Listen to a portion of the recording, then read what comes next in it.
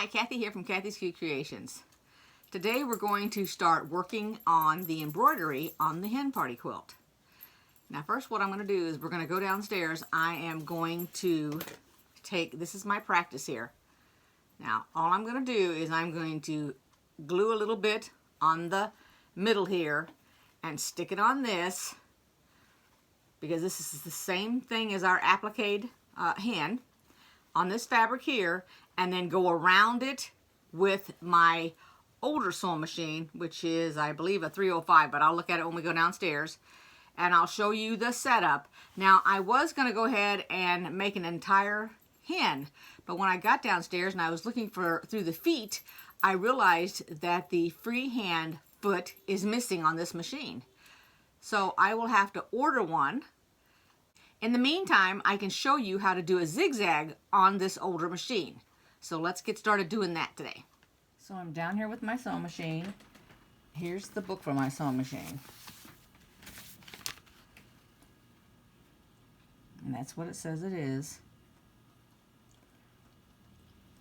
Now I notice that I'm missing a foot, which happens to be the free motion foot. But I can show you how to do a zigzag. So here's the fabric that I had upstairs. And all I'm going to do is take this glue stick, and I'm sorry about the poor lighting, there just isn't any down here. And this is, the glare is coming from this machine light here. Now all I'm going to do, this is, instead of double-sided, this is single-sided. So I'm just going to put this little bit of glue in the middle where I'm not going to have any stitches, so you don't have to worry about it getting on your needle. Now for this example, this is not a 12-inch needle because this machine doesn't say to take 12-inch needles. As a matter of fact, in my book, if I can find it, I can tell you what it says to take. So I'm using what it's recommending, and here it is on this page here. And it tells me that I am to use 9, 11, 14, 16, or 18. And this is what my machine stitches per inch can do straight stitching. It tells me what thread sizes to use and the fabrics. Of course, a lot of this is based on what was invented back when this machine was made. You can try other stuff on your machine. Now it does show, and this is true today, when you put your needle in, you're looking for the groove. Now if you don't have poor eyesight and you can see the groove, if you can't, you could probably feel it, and it does go towards the front. Now, looking at this needle, it looks like it's backwards, but it's not actually. The groove on that needle has the, I guess you call this, I'm not sure if that's the shaft on it or not. I don't remember what the needle parts are. But the top of this looks like it's the flat part, where it's not. It's actually the round part on the needle, because I looked before I put it in. Okay, so let's see here. This is stuck enough that I can do it, and so what I'm going to show you is a zigzag. So let me give you, I'm going to give you a view of the front of this machine. Here's what my machine looks like. I'm going to try to keep my legs on this tripod. Now, this on my machine is a straight stitch. 2 through 5 is to make it zigzag. The needle position, because like on the newer machines, which are electronic, you can actually put your needle to the left, center, or right. On this one, you would have to choose this dial. Push this in, and it goes down, middle, or up. Once you let go, you locked it into place. You can probably see that a little bit right there. So I'm using the middle needle. Then down here is the stitch length. And what you do is you just turn it to the left, and it loosens this screw, and then you can move it down. And then you turn it to the right, and it locks it in, or more or less it puts it up against here, which is your stitching. All right, so normally for a zigzag, I don't go down here to make it, because this is your length. All right, so if I went lengthwise, my zigzag would be far apart. I want to sort of make it like a satin stitch, so I'm going to go up underneath, right above the 20, but not up to fine up here. I don't want to be all the way up here. This is my reverse all the way up at the top. Beyond this part right here is a reverse. When you come down in here, if you come right, and I don't know, yeah, you can see it. So see how I have a groove right here? It goes down and up. Okay, that there means it wouldn't be moving at all. It'd be actually staying in the same spot. So I come down a little bit. Let's go over here so my hand isn't in the way. And tighten it. And then I test it. So what I do is, oh, here, let me go ahead and show you how I've got this threaded while I'm at it. So I have this flower here. Let me come over here.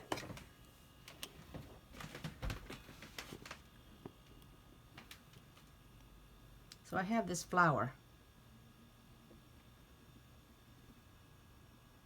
And then I have it right up here. It goes across in the little hole there. It goes across here. And my machine uses cams. So let me lift the top here for you so you can see what I'm talking about. This here is my Zigzag. I'm going to use my left hand for my light. So you can see the little zigzag on the cam there. That means this is a zigzag cam. And you insert it in there. I have 10 cams. Now I leave the zigzag in there all the time. The only time I change out my cam is if I'm going to change the stitch.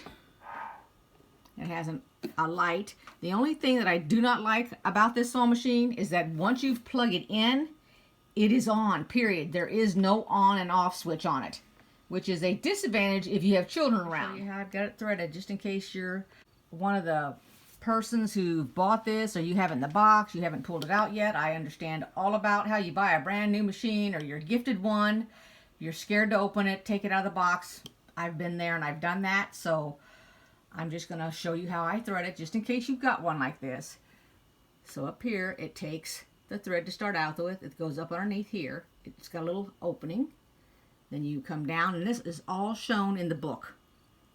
And most of them are actually threaded the same way. Let me get this tip of the scissors to point.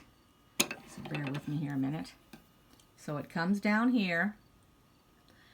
It goes underneath here, so it's gone through there. It goes up over the top of this. Let me go this way with it here so you can get an idea. You can see the shadow there, how it goes. So it goes in that little slice right there. It comes down. These are your tension discs right here. Let me see if I can get... I need to go the other direction for you here. All right. So see this right here? These are all discs. And your thread, when it comes from up here, and you're going down, and you're going around the bottom down here, around the bottom here, and coming up here, this is a little spring. Back up a little bit so you can see. Your thread comes up over the top of it, and let's see if I can get it to move.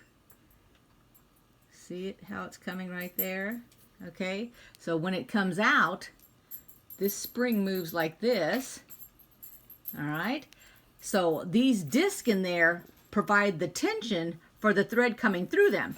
That's why your thread, when you're looking at it after you've threaded, if your thread is here on between here and the very first one, it's incorrect. It has got to be between these two right here, which are the actual tension. These two things come together to either tighten or loosen your thread. That's what these numbers are for. Now this one works best between 4 and 5 and 3. At the top it's got negative and positive signs. That's where you adjust it. You turn this. And then when you turn it, you're turning those discs. You're either opening them or you're closing them. And that's how your thread goes through. If it's too tight and you can't get your thread, then what you do is after you've threaded it like this, okay, you can go ahead and thread a little bit more up here through the little hole there. Let me go over here so you can see the hole. See it?